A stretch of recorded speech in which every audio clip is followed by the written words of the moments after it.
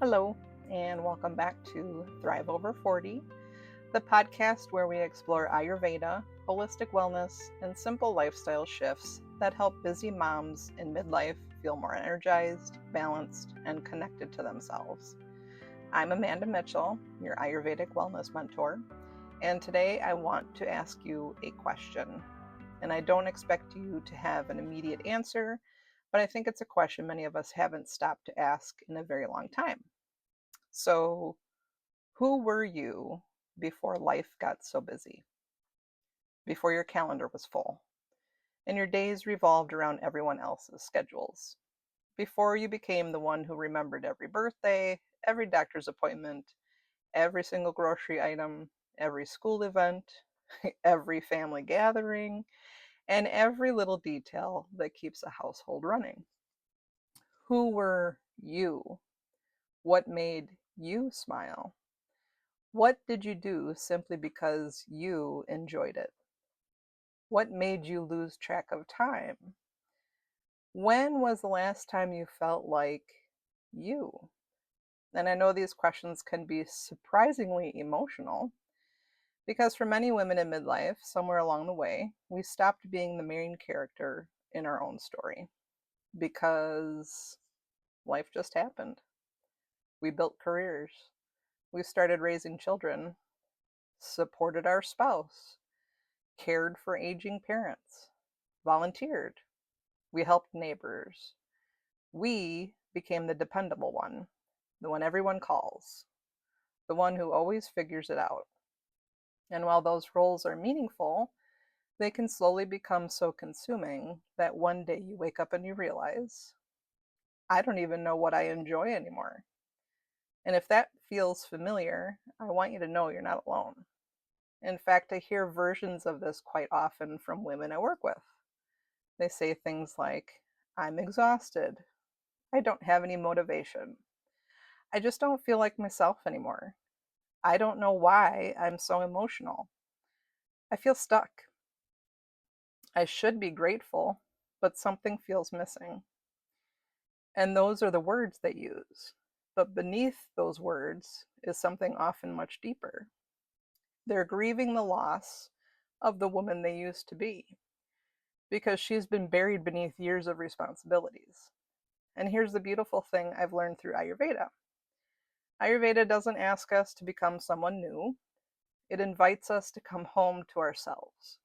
And I love that perspective because our culture constantly tells us we need to reinvent ourselves, become a better version, fix ourselves, do more, try harder, be more productive. That's a big one. But Ayurveda whispers something completely different. It says, slow down and pay attention. Your body is quietly communicating and it's asking you to listen. And I think that's one of the reasons so many women begin experiencing symptoms during midlife. Yes, our hormones are changing, that's real. But I also think our bodies reach a point where they simply can't keep carrying the pace we've been asking them to maintain for decades. For years, we've ignored the whispers. I'm too tired. I'll rest later. I'll eat when I have time. I'll take care of myself after everyone else is taken care of. Eventually, the whispers become louder. Brain fog, poor sleep, digestive issues, weight gain, fatigue, anxiety, feeling disconnected because your body is trying to get your attention. It's saying, I need you now. One of my clients shared something with me I've never forgotten. She said, I spend so much time taking care of everyone else's life that I don't know what my own life looks like anymore.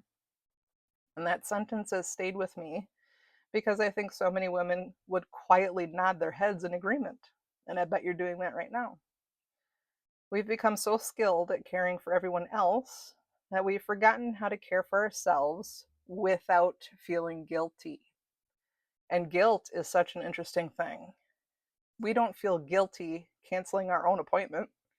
We don't feel guilty skipping lunch. We don't feel guilty staying up too late to finish one more task. Hello, load of laundry. But somehow we feel guilty taking 20 minutes to read a book or sit outside or even go for a walk or sit and do nothing. When did rest become something we have to earn? Ayurveda reminds us that rest isn't a reward, it's nourishment. It's just as important as healthy food and movement and sleep. Because when we're constantly pouring from our cup without refilling it, eventually there's nothing left to give. And that's often where women find themselves in midlife because they've spent years giving without receiving. So, how do we begin finding ourselves again? I don't think it starts with making dramatic changes. In fact, I think that idea keeps many women stuck. They think they need a complete life overhaul, a perfect diet, an hour of meditation every morning. But what if finding yourself begins with something much smaller? What if today you asked yourself one simple question? What do I need today? Now, what not what's next on the list? What do I need? Maybe the answer is quiet. Maybe it's fresh air. Maybe it's nourishing food or calling a friend. Maybe it's going to bed when you're tired and not after you finish that last load of laundry. Maybe it's belly laughing. Maybe it's enforcing boundaries and saying no. Maybe it's finally giving yourself permission to matter again. Those small moments may not seem significant, but they create something incredibly powerful. They remind your nervous system that you're safe. They remind your body that someone is listening, and that someone is you. And one of the reasons why I'm so passionate about Ayurveda is because it gives us permission to return to the basics, to slow down, to create rhythms instead of rushing, to nourish instead of deprive, to notice instead of ignore. It teaches us that healing doesn't happen because we became perfect. Healing happens because we became present and consistent. Because when we're present, we start noticing the little things, how certain foods make us feel, how much calmer we are after a walk outside, how our digestion changes when we slow down during meals, how much better we sleep when we stop scrolling before bedtime. Those little moments become little shifts, and little shifts become lasting transformation. And that's exactly the heart behind everything that I teach.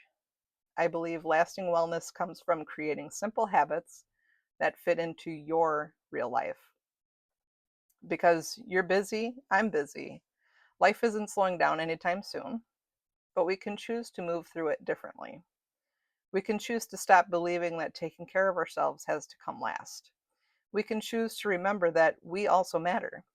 And that's what reclaiming your radiance is really about.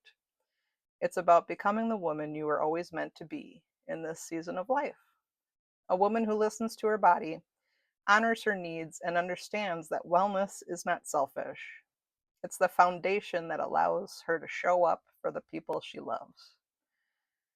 If today's conversation resonated with you, I want to invite you to take the next step. Inside my Reclaim Your Radiance Foundations journey, we do exactly what we've been talking about today. Together, we create simple, sustainable habits rooted in Ayurvedic wisdom that help you reconnect with your body, restore your energy, and build a foundation of lasting wellness. This journey is designed for busy moms in midlife who are tired of surviving each day and are ready to start feeling like themselves again. And if you're ready to stop putting yourself at the bottom of the list and begin creating a life that feels more balanced, more nourishing, and more aligned with the woman you truly are, I'd love to walk alongside you. You can learn more about the Reclaim Your Radiance Foundations journey by visiting my website, sattvamw.com. I'll also include that link in today's show notes.